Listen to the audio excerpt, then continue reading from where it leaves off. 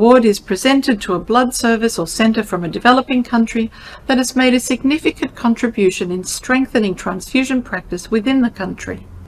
It enables blood services or centres to attend an international congress of the ISBT and to organise an educational symposium. This year's award is given to the Lifeblood Centre from Gujarat, India. We thank ISBT for recognizing our significant contribution in blood transfusion and your remarkable work to improve the safety of blood transfusion worldwide.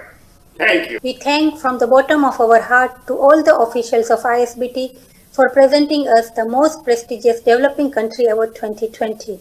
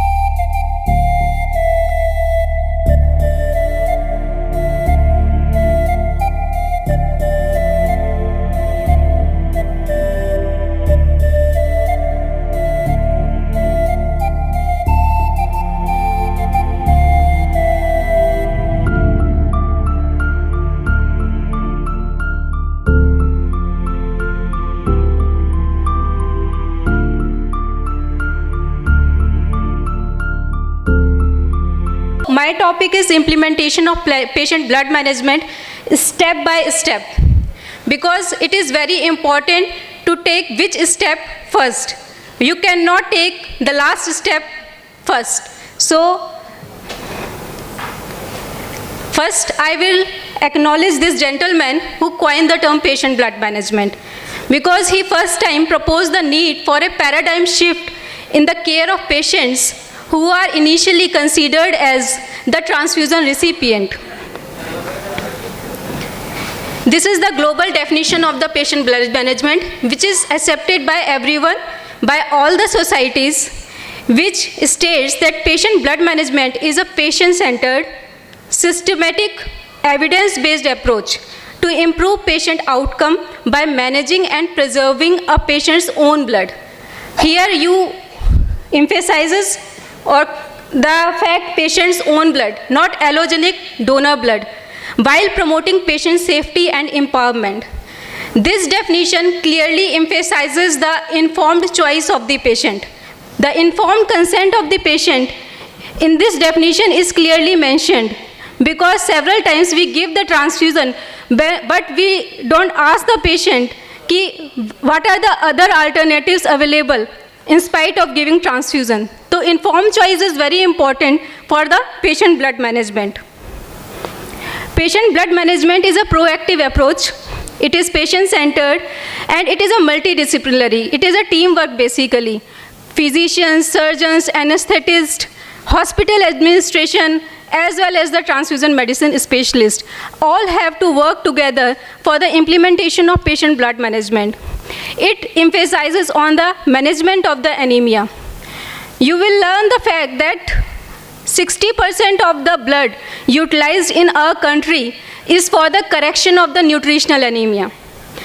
Basically, the anemia which can be treated by the iron tablets, folic acid tablets, or the dietary modifications, we are giving transfusion for that correction of anemia. Optimize the hemostasis or the coagulopathy, as the Poonam ma'am mentioned. At the right time, stop the antiplatelet, anticoagulants before the surgery so that the patient bleed less. And if the patient bleed less during the surgery, then ultimately the patient receives less transfusion. So managing the coagulopathy is very important. Minimize iatrogenic blood loss. As you see nowadays in the hospitals, physicians, surgeons order a battery of tests. Whatever required, whatever not required, some may be genuine, some may not be, and number of times. It ultimately, patients lands up in the hospital-acquired anemia. It is called HA, hospital-acquired anemia, by overdrawing or oversampling of the patient. Then practicing the restrictive transfusion policy, harness tolerance of anemia of the patient. If patient is not symptomatic, don't transfuse. Don't treat the laboratory values of the patient. Always treat the patient symptoms, patient condition. Don't go make a decision on the basis of the laboratory values. The world's perspective on patient blood management. World Health Organization endorses the patient blood management in 2010. But still in India, majority of the physicians, clinicians, even transfusion medicine specialists are not aware of this term. What is PBM? This is patient blood management. What does it mean? It is conserving the patient's own blood. Then why to collect blood? Why to do so many mega donation camps? Just for the better outcome of the patient, practice the patient blood management. WHO states that the patient blood management is now a standard of care. Once it is labeled as a standard of care, now it is the ethical as well as the legal responsibility of the practitioner to follow it. Patient blood management programs are successful, very much successful in the developed countries, but it is still a new kid on the block in our country. People don't acknowledge or recognize this term. PBM implementation reduces the blood loss and transfusion needs. It improves the morbidity and the mortality of the patient. Hospital length of stay, ICU stay, mortality of the patient decreases if we honestly practices the PBM principles. Length of hospital stay decreases, then ultimately the cost of the treatment also decreases, and the cost burden decreases on the patient as well as on the health ministry in government setup. So from blood safety, paradigm shift is from blood safety to transfusion safety. In earlier decades, the whole focus is on the blood safety, advancement of the technologies, on the testing methods, on the collection, donor recruitment, screening process, more emphasis on the voluntary blood donation. Yes, blood safety lies in the hand of the blood bankers, but the transfusion safety lies in the hand of the physicians, clinicians, surgeons, anesthetists. So there is a need to shift from the blood safety to the transfusion safety. Transfusion error rates is more higher towards medical decision. Medical decision of right, as madam said, that right choice, right patient, and the right time. So this all under the medical decision of transfusion. And monitoring, 60 to 90% of the error rates is monitoring, because always take informed consent from the patient, monitor the vitals of the patient during the transfusion, because majority of the events occurs with the patient which leads to medical legal cases occurs because of the unmonitored transfusions. In 1997, the Craver Commission report states that blood components and blood products will never be without risk. The best way to reduce the risk is to reduce their use.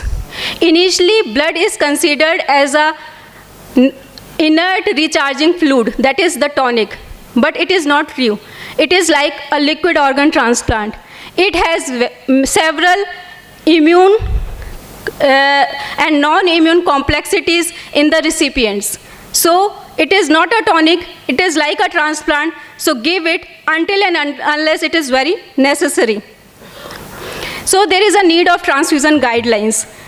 Effective implementation of transfusion guidelines reduces the transfusion rates and as well as decreases the adverse events of the transfusion. It reduces the practice variation also and improve the patient outcomes. But do we really follow our guidelines?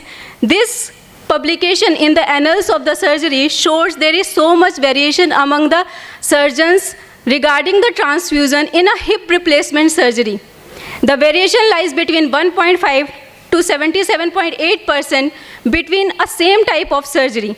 Similarly, in FFP transfusion, because the transfusion is given according to the laboratory values, it is not according to the clinical condition of the. So even though we have some international guidelines, but there is no compliance to the guidelines. People don't update it. People don't basically check the evidence-based recommendations, and they transfuse according to their cultural habits.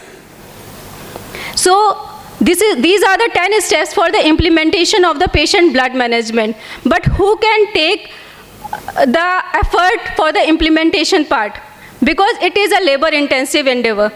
It is not an easy task. Only person who could able to bring the philosophical change in the society can implement patient blood management. None other can do. First step is the information and education of the initiator. One who wants to initiate the patient blood management program in the hospital, in the institute, or in your basically city also, then he or she should learn or acquire the knowledge and compile the evidence-based recommendations as much as possible. So learning is very important, and the recent learning, what the current literature reflects about the transfusion practices, it is very important. Perform an initial analysis of the hospital. Initial analysis means what is the basic data of your hospital? What is the majority of the requirement coming from? Is it coming from the ICU? Is it coming from the orthopedics? Is it coming from the cardiovascular season? And where the deviation lies more? So perform the initial analysis of the hospital transfusion requirement, and then arrange occasions for ongoing motivation. It is very important to have a constant motivation for this, because this is a very difficult task. So you have to make a group of like-minded people. For an example, in my institute, I keep on discussing with the clinicians, surgeons, and when I identify such persons like cardiac surgeon, has a similar opinion regarding the implementation part, so we make a group of like-minded people so that we get a constant motivation for the implementation. Otherwise, after some time, you will get frustrated and you will sit down and left the implementation part. So next step is a formal and informal planning. Informal planning, first present your idea to your peer group in oral form or verbally, and identify how many of them are agree with your idea. Then make a formal plan. Formal plan, why do we need this program? What are the benefits of the implementation? What are the cost effectiveness of this program? What helps in the patient outcome? And what is the basically the legal liability of the practitioner as well as the service provider? Because the legal implications are nowadays growing on. Then get help of your champions. One should identify the champions of our institute or of a hospital who can take a lead, because leadership is a very important thing in the patient blood management. One who have a very good communication skill, very good reputation, जिसकी सब बात मानते हो शहर में, जिससे कोई cross questioning ज़्यादा ना करता, उसको हमेशा फ्रंट में रखना चाहिए. This is a very practical aspect. Like President and Vice President of IMA, Rajkot, can help in the implementation of the patient blood management in the Rajkot. So get help of your champions. Convince your administration, because the implementation, there is several studies which shows that the patient blood management is a cost-effective measure which helps in reducing the cost of the treatment as well as the financial burden of the hospital as well as on the government also. So convince the administration. Then you should have a good structure. good, for an example, you have, for like any organization, you have a director, you have coordinators, you have some committee members. Similarly, for the patient blood management, you have a proper organogram who is basically chairing this project, and who is going to coordinate with other hospitals, who is going to teach the basically for clinicians and physicians to make a good structure of the program. Then make transfusion policies for your institution as well as like clinical handbook. So make a good policies which everyone can follow, and it should be updated or upgraded according to the evidence-based recommendation. It should not be like the previous things which are in the literature. It should be according to the evidence-based recommendations. And standard operating procedures should be in place in the hospital for the compliance by the surgeons, by the anesthetists. Then educate them. Whom to educate? You have to educate everyone. Nurses, residents, technicians, clinicians, everyone should know about the principles of the patient blood management. Then only they can value the most valuable or precious resource of blood. Then they recognize why each and every unit should be used judiciously. So everyone should be educated for the PBM principles. Then you should have the structured educational interventions. As in the morning, Dr. Erica Wood showed about the PBM modules. Western Australia patient blood management modules for obs and gynae, for elective surgery, for pediatric patients. It is free of available in the website. So collect all this information from the website, read it and implement it. This is very simple if you have the motivation of doing the better for the patient. Then evaluation of education is very important. How to evaluate? For the evaluation, next talk is on the PBM metrics. So you should have some parameters. You have to check after some interval. For example, how many of percentage of the patients for preoperative anemia is treated before the surgery.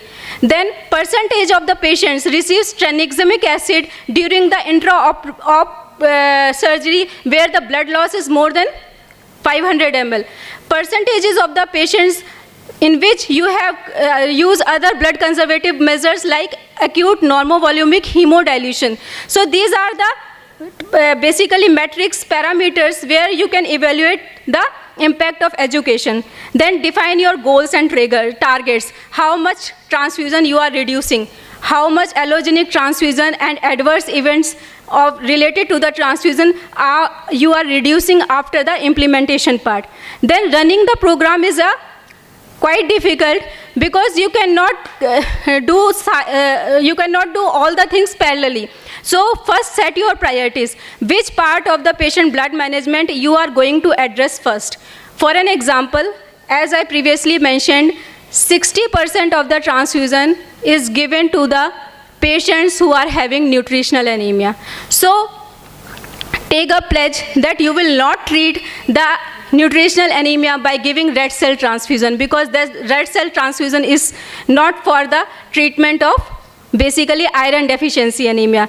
So running the program is possible only by setting the priorities and setting the goals one by one, not parallelly all the parameters. Then evaluation and benchmarking. Evaluation and benchmarking done either inside the institute, within the departments, like CTVS is using so many units of blood and orthopedics are using so many of blood. So many of anemia is treated, pre-op anemia is treated in CTVS, and so many of anemia is treated in ortho. So this is the benchmarking between the departments or between the two institutes. So we are doing benchmarking within the institute as well as from the government medical college in the Jodhpur itself. So these are how you can compare your practices with the comparison is always good for the progress. It is always basically a better way for progressing your basically program. So evaluation and benchmarking is the step 10. The methods, which educational methods you have to use. Formal one-to-one education is the most effective way. The most effective way in changing the behavior of the clinicians. चाय पे बुलाइए उनको, उनसे बात कीजिए, उनसे अच्छे relations बनाइए एंड देन उनको कन्विंस करिए आपकी आइडियोलॉजी से. This is the only way. What I have experienced in my institute, because initially whenever I restrict transfusion for any surgeon, they are basically, madam अपने अंडर में patient transfer कर लीजिए, madam आप ही operate कर लीजिए. But this is not the way the things are done. So we always try to do one-to-one communication in a very humble, in a very requesting way that makes the things feasible basically. So formal one-to-one education is the method which is usually tried by pharmacological companies. MR आकदा है पढ़ाने के लिए and immediately doctors start writing his composition. So this is the best way to change the behavior of the clinician. Then informal education in the doctor's cafeteria. This is the best place to discuss individual cases where you have did this thing, where you have done this thing, so we have to do in this way. So this is the doctor's cafeteria discussion basically. Lectures and grand rounds, this is basically people take less interest in the formal lectures and CGR clinical ground rounds. Then CME conferences are useful for a small period of time, but after some time the clinicians are behaving like a previous way. So it should be at a regular interval. It should not be in a one time. It should not be a one time basically event. It should be a regular way, but it don't make it a luxurious thing. It is better to make like any academic program, a round table conference or round table meeting with few biscuits and cookies. That's it. And don't wait for the funding or all so that we make a big event. Then daily clinical rounds. Bedside visits are very important. Although it is not possible in a standalone blood bank, but in academic institutions, in government colleges, bedside visit of the resident is very helpful in changing the practices, because it helps in one-to-one communication where there is a communication gap. There is a lot of communication and the knowledge gap in transfusion behavior of the clinicians. We usually assume that it is available in the internet, it is always available in the guidelines. Why they don't know? Because they are the clinicians, they are treating the patient, they are not reading the literature all the time. So this is usually possible where the academic programs are running, where the residents are available, and they keep updating everything because सबके हाथ में mobile है. They immediately check the current literature and basically defend the argument. Self-educating documentation and order slips are the other method. Brochures and pictures and role plays. Role plays are also very important in changing the behavior of the layman. What we did in our CME, we make a small basically role play or a small movie which is available in the YouTube, Sahi Vikalp, where an antenatal female don't take a good diet and iron tablets, and at the end she land up in a transfusion reaction and died. So that small role play immediately impacts the layman कि if अगर वो proper iron tablets or proper diet follow करती, then the anemia it will not be treated by the giving the transfusion, and the adverse event will not happen. So small role plays are very important in changing the behavior of the layman. That you can use combination of teaching programs. Now PBM related metrics will be covered in detail by the in next talk, but the percentage of patients diagnosed and treated for anemia, blood conservation techniques, transfusion episodes, where a single unit policy is now advocated, because in a non-bleeding patient always give single unit and then reassess the patient and then order the second unit. Don't order in bulk, because it usually, if you issue the blood in 2 or 3 units, it is out of the temperature, controlled temperature storage for a long time, and ultimately you are transfusing a poor quality blood to the patient, and it ultimately harms the patient. So in a non-bleeding patient, follow the single unit policy. Then CT ratios is important because there is a over-ordering practice. Over-ordering practice means you require 1 and you always order 4 or 5 so that you will have in reserve. You have basically try to make your stock or own stock in the hospital. Then internal and external benchmarking. Now this is about the AIIMS Jodhpur experience. We are in a pediatric age group in experience, because the hospital established in 2011 and our blood bank started in 2015. So it is just a 7-year-old blood bank, but how we started and how we grow in PBM, I will share. This is the AIIMS Jodhpur PBM timeline. So before getting license for the blood bank, we started the sensitization phase, where we keep on taking lectures for the clinicians. This is the current evidence-based recommendations. So we keep on teaching about the current transfusion recommendations. After getting license and once the IPD is started, then we have added the other things like prospective screening of the forms. We don't entertain any inadequate or unfilled form जहाँ पे पूरी information नहीं है, because if RBC is required, then the hemoglobin value is mandatory. If platelet is required, then platelet count is mandatory.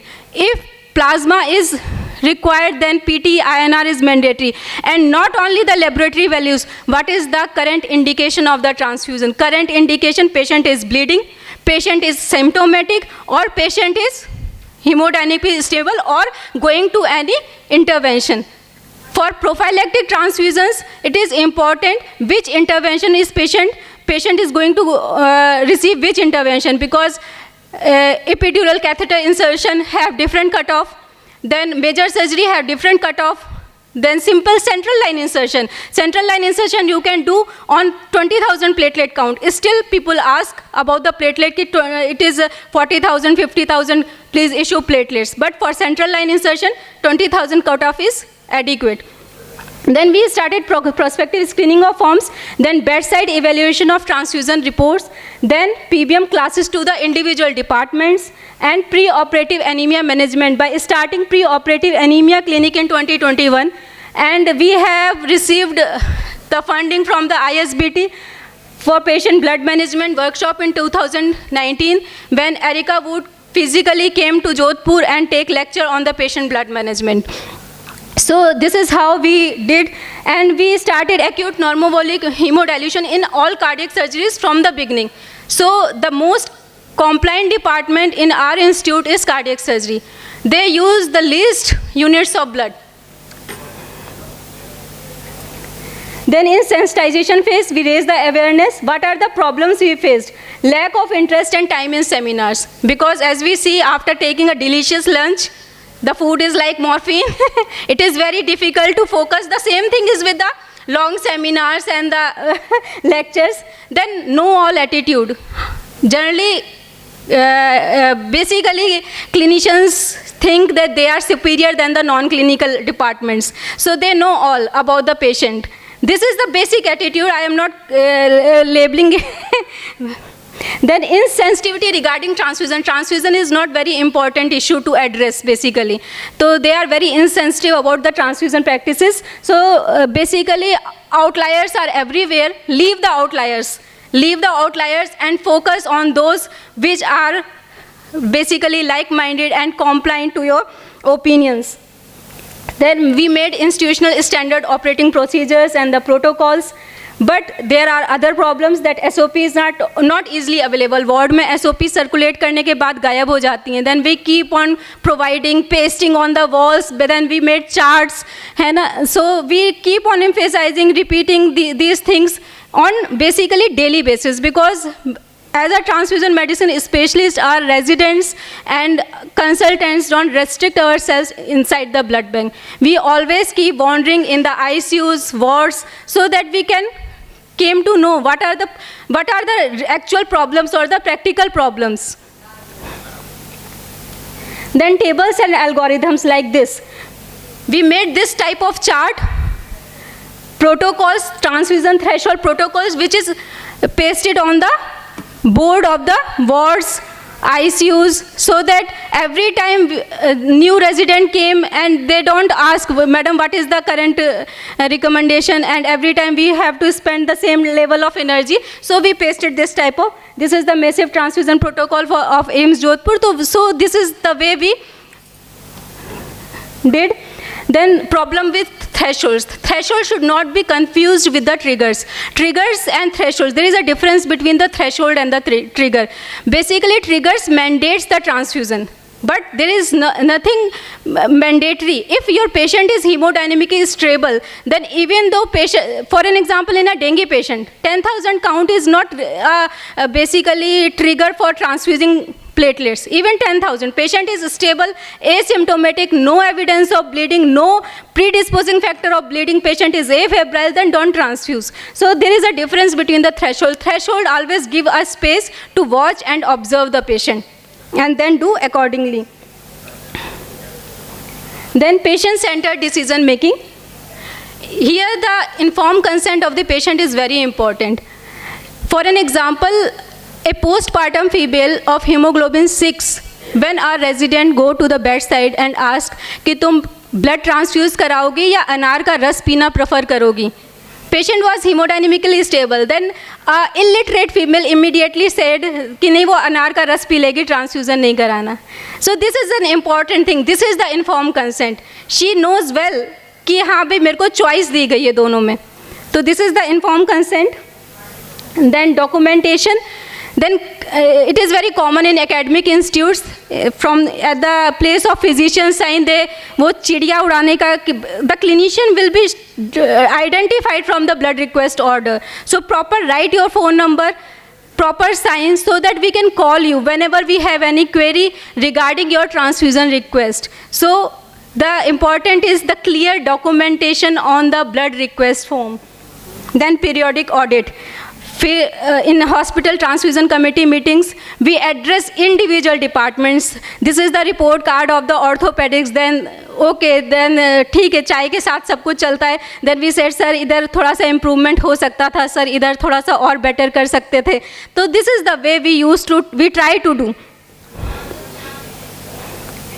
Then prospective audit with bedside evaluation and the advice. We also advise where the patient is under transfused. This is not the patient blood management is not, we are restricting the transfusion. We are giving the transfusion where the patient is under transfused. Several times we have seen that patient is in need of transfusion, but the clinicians don't know about it. For an example, the use of cryoprecipitate is not very much clear to the clinicians कि cryoprecipitate कब देना है, कितना dose में देना है. Several times we go to the gynae ward and said that there is a case of PPH. Give 10 units of cryoprecipitate 10 during the massive transfusion. They don't know about, because everyone can't know everything. So we go and tell them about this patient is under transfused and you have to transfuse this component. There is a problem about the seniority and the ego, but the only way to bring behavioral change is the humbleness and the yogic way of life. Then this is the START study. They published in Transfusion Journal, and here they showed that every person is important. Here they train the blood bank technicians about evaluating the form, evaluate the blood order request, and then they found that after training them regarding the evaluation of blood request form, the irrational or inappropriate transfusions decreases significantly. This is a very beautiful study. One can go through it. The START study, Ontario PBM program. This is the Ontario PBM program, Patient Blood Management Program, where they started, how they started by teaching the blood bank technologist, don't entertain the incomplete blood order request. Then manage the patient's anemia, which is already discussed by Nair sir very beautifully, so I will not repeat it again. Then this is, here you can, in this graph here you can basically recognize the lesser the transfusion, the lesser the hemoglobin, the more the probability of getting the transfusion. So correct the anemia before. Then this is how we usually did thesis to our MD students on patient blood management itself. This is the patient blood management thesis on the surgical patients, and this is the protocol we follow. Then this is the impact of implementation of patient blood management. Here you can see after the implementation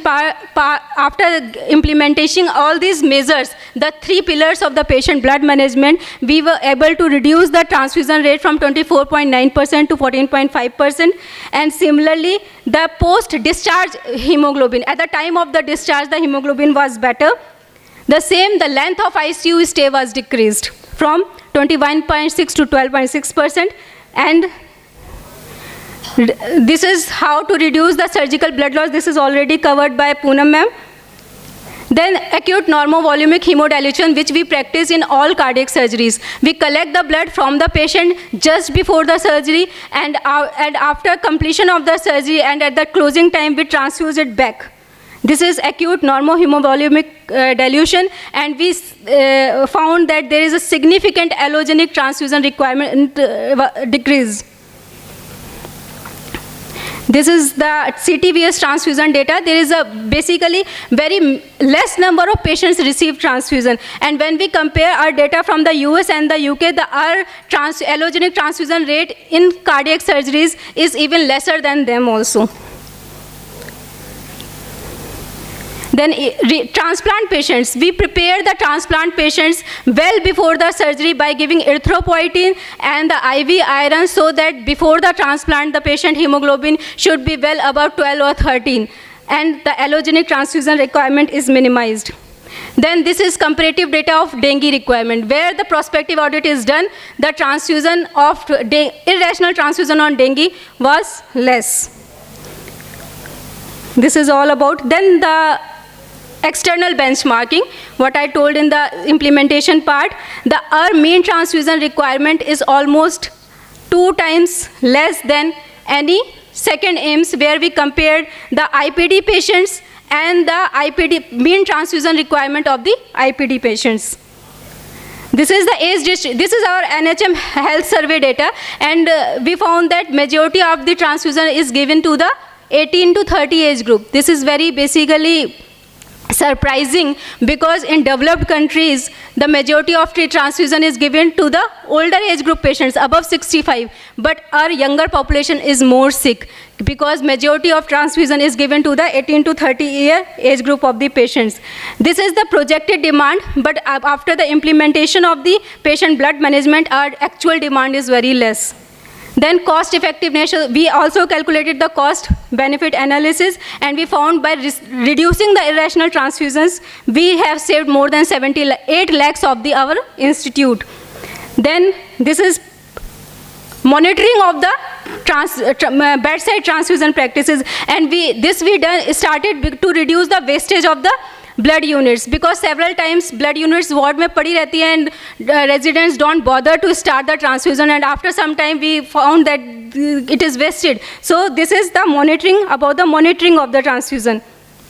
Then these are all ongoing research studies on patient blood management in AIMS Jodhpur. I am not going into the detail because time is less. The role of hospital transfusion committee is very important, because it helps in formulating the policy as well as the implementation part, because as we Indians know, कहीं से तो डंडा होना चाहिए. So this is the important thing, क्योंकि helmet भी नहीं पहनते until and unless. So then our next step is reducing the iatrogenic blood loss, joining with the hands with the other institutes or academic colleges or other blood banks to work on the patient blood management and safety. We develop a app on Google Play Store. It is freely available to download for helping the residents to making a transfusion decision by basically merging the current evidence-based recommendations in this app. So safety is the app we have developed by NHM funding. Then in India, to implement PBM, we have to decrease the knowledge gap. We have to change our attitude. Attitude is the must part. We have to develop the team spirit, and the behavior change is required. Then barriers, definitely regular updating ourselves from the evidence-based recommendation is important. Then commitment is very important. If one decides that he or she has to do, then only it is possible, because I already said that it is a not easy task. Then adherence to evidence practice is poor in our country, but we have to change ourselves how to improve it. Then take home mnemonic, this brand. First thing I want to, this is particularly for the clinicians, key benefit of transfusion is not yet proven in a non-bleeding patient. In a hemodynamically stable non-bleeding patient, benefit of transfusion is not yet proven. Risk of transfusion is always there. Then think about the alternative therapies, IV iron, supplements of folic acid and vitamin B12 according to the need, or erythropoietin. Don't confuse with no transfusion to no therapy. No transfusion doesn't mean no therapy. Then decision, blood management is the path to be taken because blood saves life while transfusion do not. Blood is definitely a life-saving for the thalassemia patient, for the trauma patient, but it is not life-saving for a iron deficiency anemia patient. It is basically harmful. So blood saves life when you need it, but only increases the risk and cost when you don't. This is the key message. And at the last, because LIFE project is also working on the environment, I will like to highlight one important point about irrational or inappropriate use of transfusion. Because single blood bag is made of PVC, and single blood bag is equivalent to 1,000 plastic carry bags. Government is working towards reducing the PVC load from the environment, and by giving inappropriate transfusions and by doing mega donation camps, we increases basically the wastage of the blood and increases the burden on the environment also, because all these blood bags goes into the incinerator, and this PVC and DEHP coated blood produces so many carcinogens, so many toxic products that it pollutes our soil, water as well as air. So we stuck in the vicious cycle of the diseases: cancer, more blood, more PVC in the environment, and then cancer. This is a vicious cycle we made ourselves. So how to come out of it? This is the patient blood management. Avoid transfusion as much as possible. Thank you so much.